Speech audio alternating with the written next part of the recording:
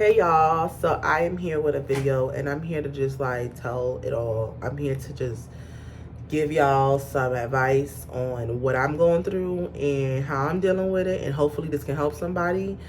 But I am ready to tell my story, and I'm going to start with what happened between me and my mother. So me and my mom has had a very strenuous relationship since I was a child, and it caused me to have a lot of insecurities in a sense.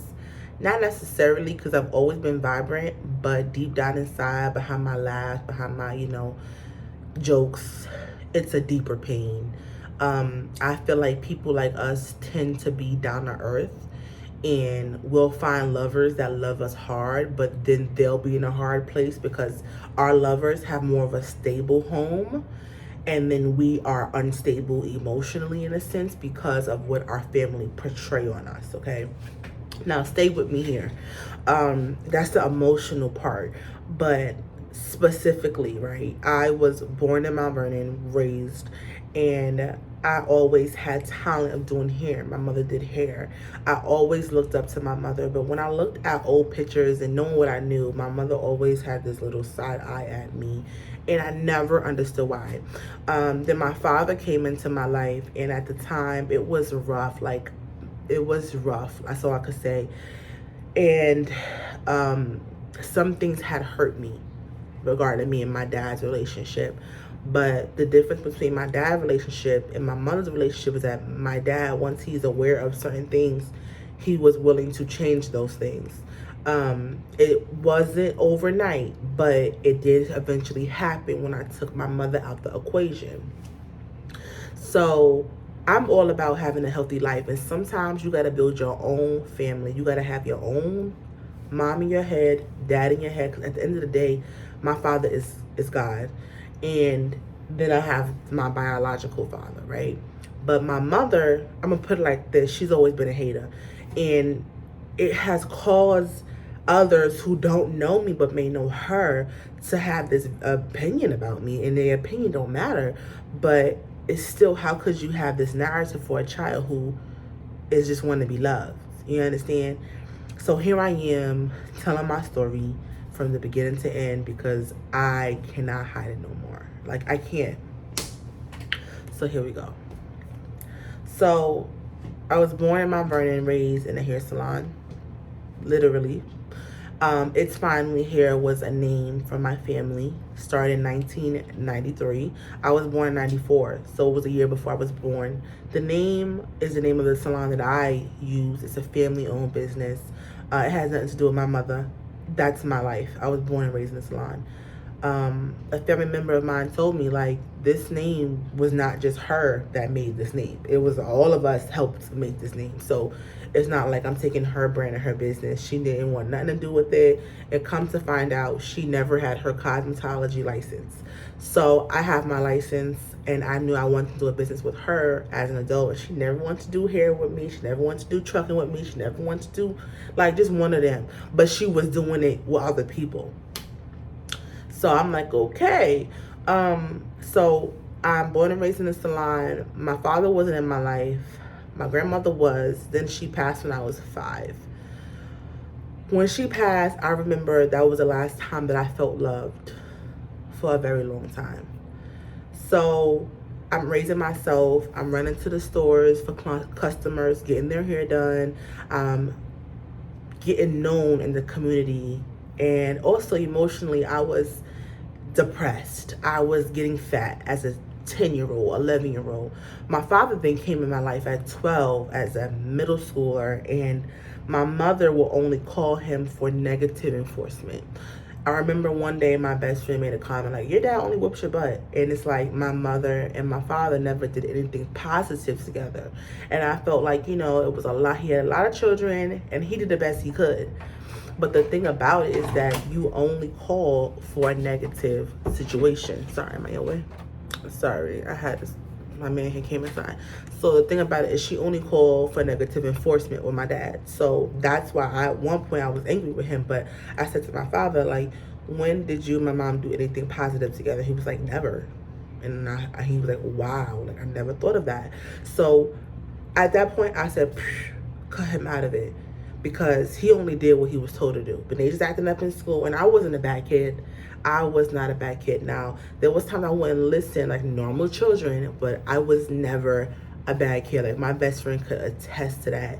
So I was just like being with words with my mother, and she was just like forcing this view on me from a 12-year-old kid, right? Now I'm starting to grow up and I'm having to defend myself, right?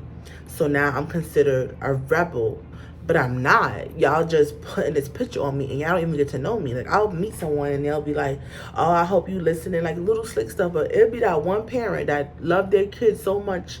They're the best cheerleader in the world and their child is the best this. And they could be the worst cheerleader in the world, but it's just how the parent perceive them. That cheerleader can become the president or the captain because of how their mom really be valuing them. Like, you know what I'm saying? So you really got to speak life, and it's in the power of the tongue of your child. Life and death is in the power of the tongue. So the fact that I didn't have that kind of mom, and she was very absent in my schooling, my principals helped me graduate high school. Like the people that was close to me knew like your mother was not there by choice. So I felt it was like jealous there, right? I never really understood it till I got older. I got into a relationship. My first relationship was with an African guy, and I have 3 total of long relationships. My high school sweetheart, my kid's father, and then the man I'm with now. So my high school sweetheart, when we broke up, had made a trip to her house because he was an engineer. And when I asked my mom about that relationship, like what conversation transpired, she's like, I don't remember. But you tell me he popped up. So I knew anyone that spoke to her, they was not gonna fuck with me after that. And I didn't know why. But if you got to know me, for me, you love me. And you cool with me for years. Like I had people in my life for years, but they never really met my mother. So it's like, or if they heard of her or met her, they're like, yeah, she's bugged out. Like I literally just got off the phone call with my mother and she hung up the phone. Like she does not care about my life. And I'm telling her like, we have a family emergency and you don't even hear about your own daughter. And it's to the point where it has to be jealousy. Like it's nothing else but jealousy, because at the end of the day, everything I have, every shape or form, my mother wished she had. And sorry to say, like what would have been the icing on the cake was if I was still with their father. But here's the gag to that. My kid's father was very gullible, and he looked up to my mother as a mother. And whatever advice she gave, like I remember she called him one day because I made breakfast for him. I packed his lunch and I didn't leave her ackee and saltfish. So she called him at 5:01 and bashed me. So that man became physically, emotionally, and verbally abusive. I became defensive, and now we're fighting. I couldn't take it no more. The fights did stop, but we realized, like, even between me and him, that he was a problem, that he was the problem.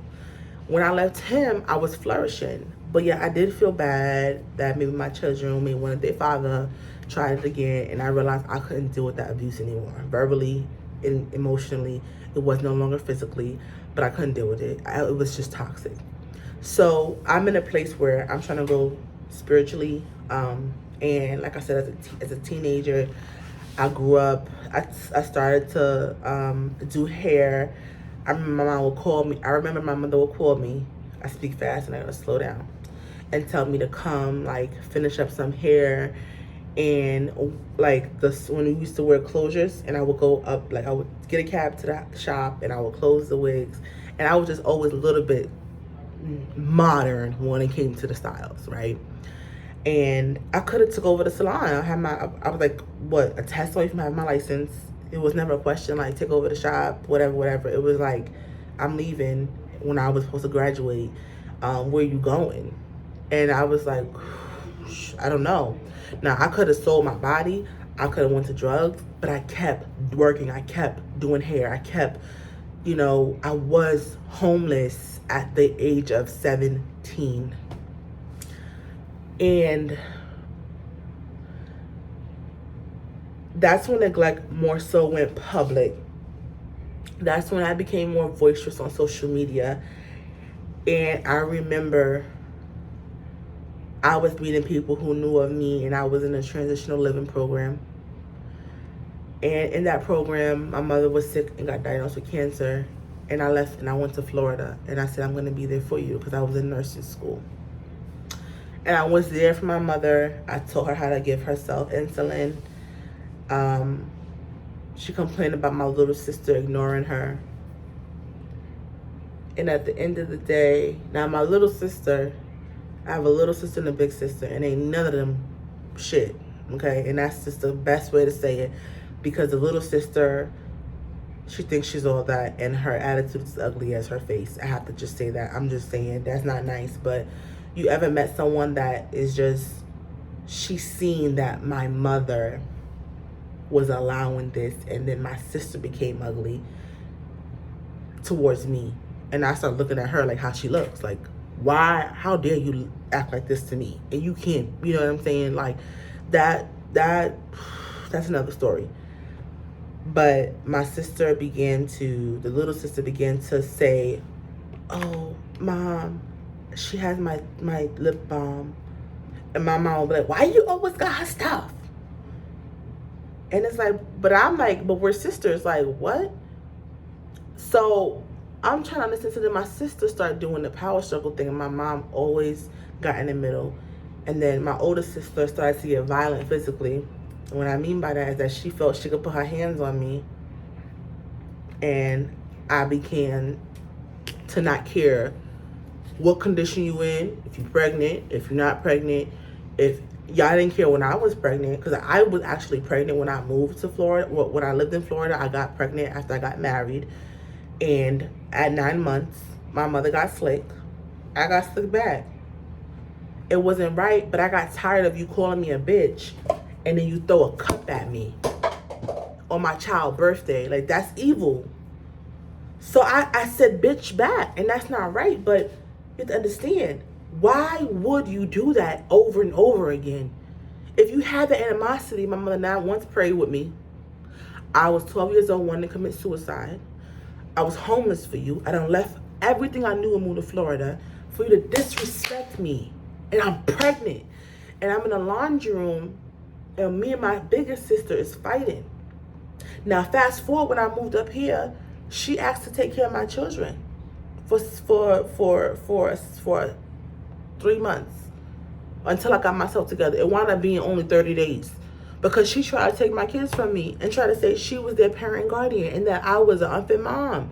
Because I was transferring from one state back to up north 5 years later. So now you take my kindness for weakness. You tell me you want my children, and then you go ahead and take a health affidavit for emergencies and start getting insurance paperwork, EBT situated. I'm like, wait, hold up.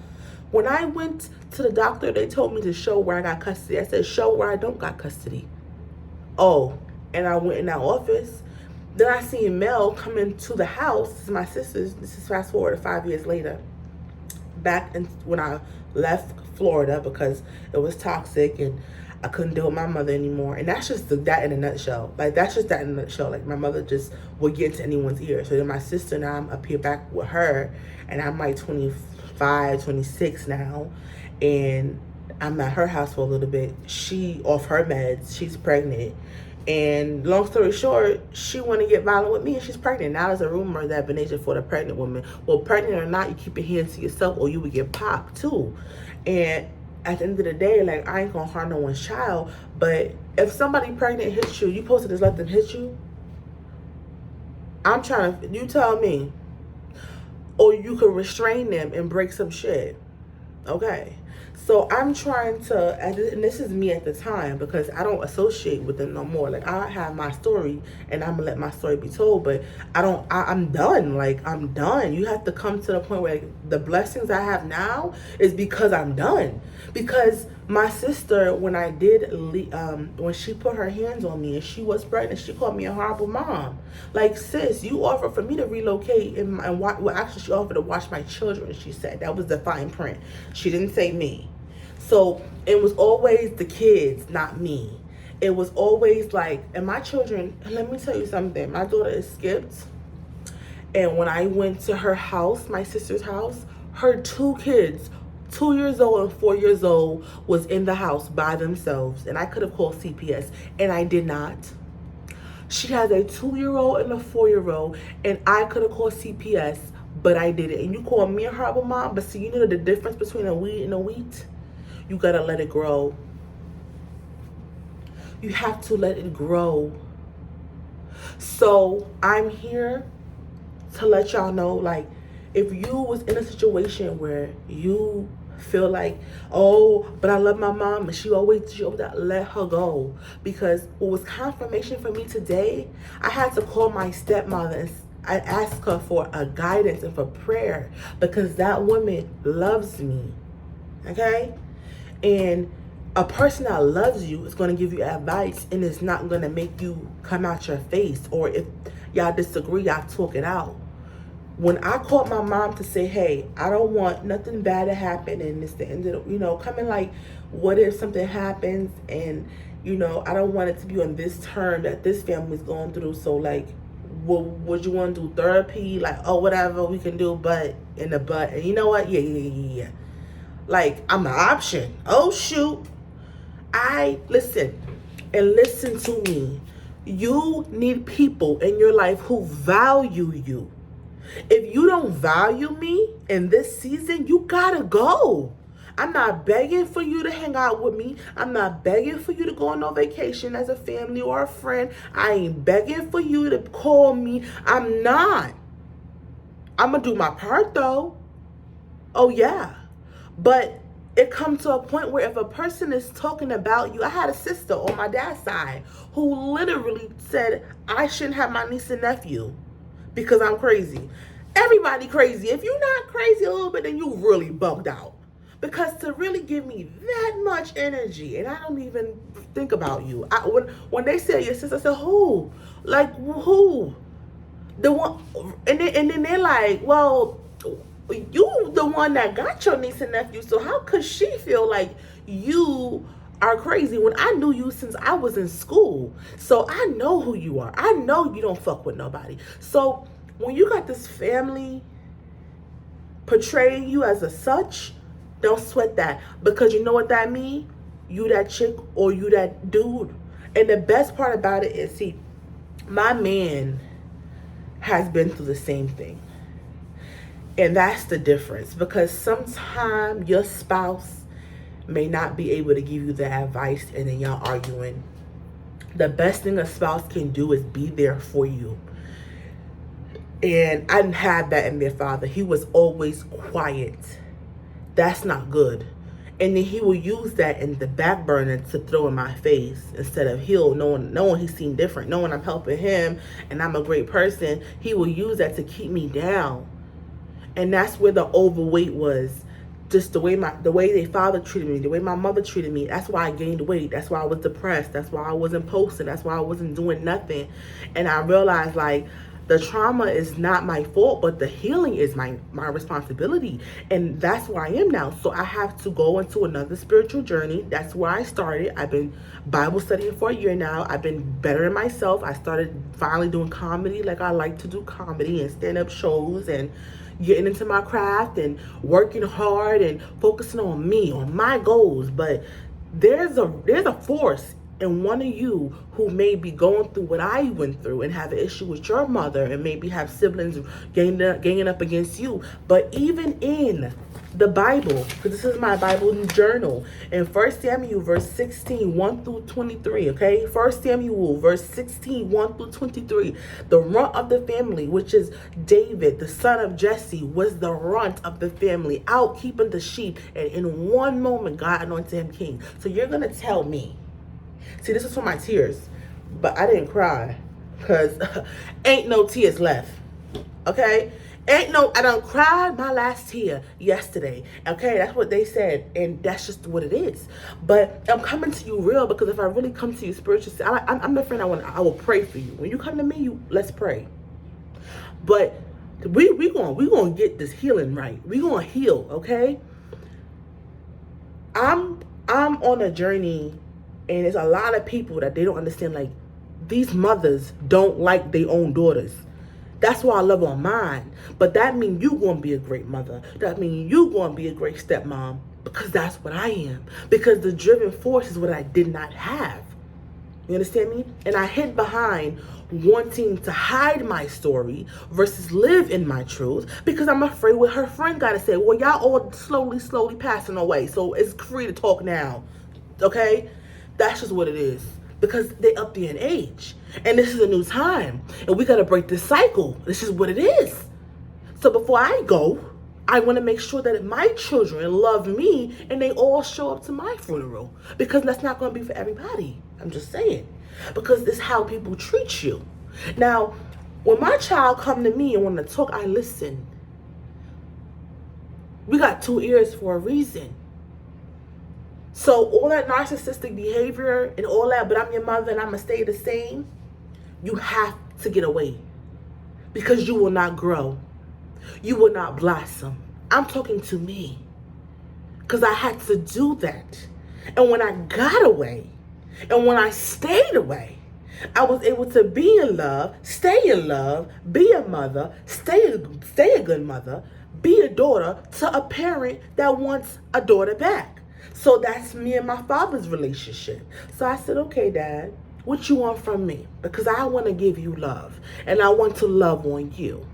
And I show him, and I went through a lot with my dad in the last year for him to just see who I am. And the other day he said, you know what, Benasia? He said, you are an amazing mother. He said, you are doing a wonderful job. He said, I'm so proud of you. And my mother, I called her today and she just hung up the phone on me. And she's with I've never said this and I've never said that. And I can't believe you could have ever, this going in the past. And I said, Mom, you have. And that's the part that is not going to allow us to grow. You know what, Vanessa? I click. And I didn't disrespect her. I texted her, I said, this is why I don't deal with you. You are a narcissist. And I need to write a book. I have a couple ideas, and I'm going to say it because it's on the record. This is time stamped and the date and time I posted. But I have 2 books that I'm going to be writing. And one of them is just the history of dealing with my mother. But one is also called Rich Mom, Poor Mom. And I need to get approval from, the one that wrote Rich Dad, Poor Dad. But it's all on the personality. Because I have an uppity mom who thinks the world revolves around her, and then I have a down-to-earth stepmother. And I say that because my down-to-earth stepmother didn't have all of the riches that the one that was uppity had. Stay with me.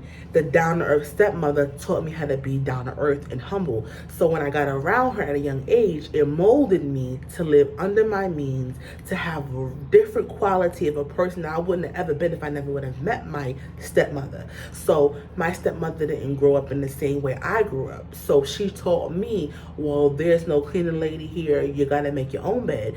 And, stay humble and live under your means so you can be this kind of person and continuously have what you have consistently. Like, she taught me a lot, even subliminally.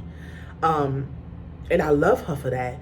And in my head, that's my mother. In my head, my dad is my dad. And my kids, that's all they know. Like, they don't need to know my mother, because my mother will give my children a power struggle. If you're going to fight me 9 months pregnant on my kid's first birthday and I'm on baby number 2, you don't have respect for me. If you're going to spread rumors about me, if you're going to throw things at me, if you're going to bash me, I don't need to be in your life, because guess what? My little sister's going to try to do that and she can't. My older sister's going to try to do that. Try me this time. Because, see, you cannot even be associated with me in this season, because I'm not going to have no association with you. Because, see, this is the thing. When I did go to my mother's house, she got drugs in her house. I could have called the cops. So now you're basically, right, pointing fingers at me. And you got coke in your closet. You're pointing fingers at me, and you leaving your child, this is to my sister, leaving her children by themselves in the house. 2 and 4. Talking about you left the disabled 18-year-old in charge. Then you got the young one who think because she got a psychology degree. Y'all know the psychology non-motherfucking factor. I'm just saying, I'm working on me. Non-factor psychology. You know that's a high school diploma too. That's high school honors. And that's minimum wage. Sometimes if you keep going, you might get $16.45 if you get a master's. I used to work in psychology, making more than the psychology students. Because I had the history. I had the what is it called? I worked in mental health for like 5 years. So I had the years, the experience. Other than hair, I had mental health. I wasn't going back to that. As a side job, I'd rather learn how to drive trucks because people are leaving nursing. RN, they're leaving nursing. They're leaving psychology to become truck drivers. Okay? Making 6 figures a year. I went to school and they're like dropping out like, nah, because it's too much. I was in nursing school and I left that for my mother to be there for her. You telling me I don't love this woman? When I was homeless at 17, thank God I didn't have to sell no ass. And I say that with all respect because I was 17. You gotta understand. Now, if I didn't know how to do hair, some sewing in some little girl's hair, I would have been selling some ass. And that's just the truth. But I did not. And I thank God every day because that is my story. But you know how many times I had, I remember I couldn't even do my hair. My hair fell out so many times because I wasn't even in a place where I could do my hair. And I'm not gonna get emotional. But I'm going hard because I gotta remember the times when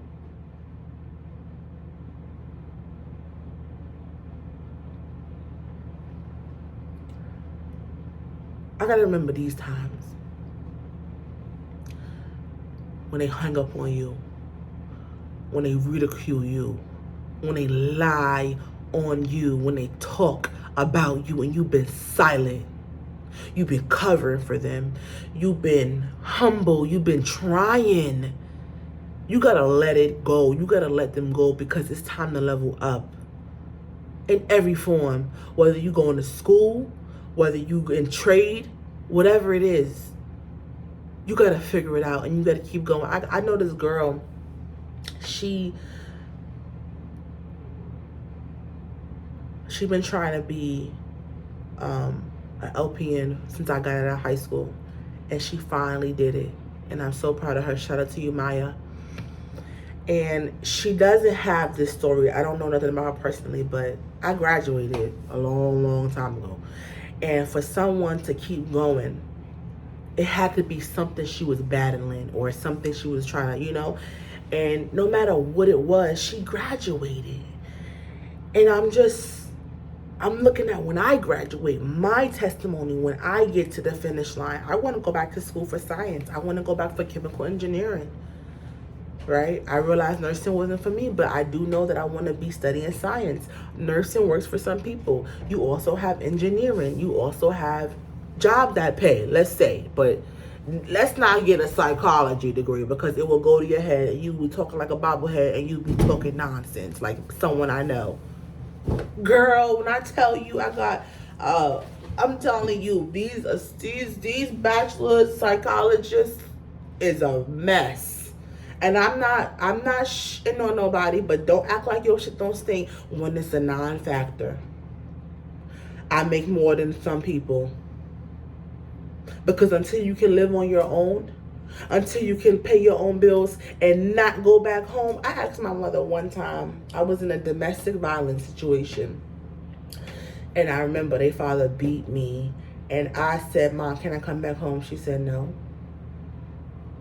And when I left home, I never went back. The one time I went back as a teenager, I was 19 or 20, was because she was sick. When I needed to go back, and I had my own apartment, I had a Mercedes, I had a ring, I had a husband, and I was in an abusive relationship, she didn't want me to go back. And I was asking her, Mom, can I come home? Can I come with you? Because me, not him, me, she don't care about me. And I've literally accepted that today. Today is June 20th. Now I've been accepted that because I've been doing me. But to call her in a state of emergency regarding another family member, and just to know the lack of empathy you have, and I clearly bow down to you. I'm tired of sugarcoating it. I'm not sugarcoating nothing.